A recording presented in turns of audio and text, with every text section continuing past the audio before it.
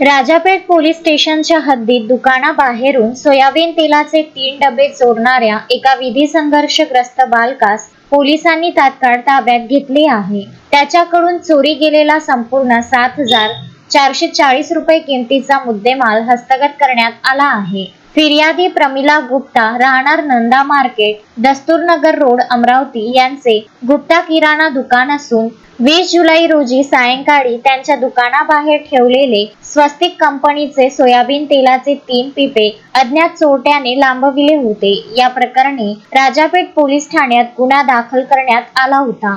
गुन्ह्याचा तपास करीत असताना मिळालेल्या गुप्त माहितीच्या आधारे पोलिसांनी एका अल्पवयीन बालकास ताब्यात घेतले. चौकशी दरम्यान त्याने चोरीची कबुली दिल्यानंतर पोलिसांनी चोरलेला सर्व माल जप्त केला. सदर यशस्वी कारवाई अमरावती शहर पोलीस आयुक्त राकेश ओला, पोलीस उपायुक्त श्याम घुगे आणि सहाय्यक पोलीस आयुक्त संजय खताळे यांच्या मार्गदर्शनाखाली राजापेठचे वरिष्ठ पोलीस निरीक्षक संदीप चव्हाण व त्यांच्या पथकाने केली.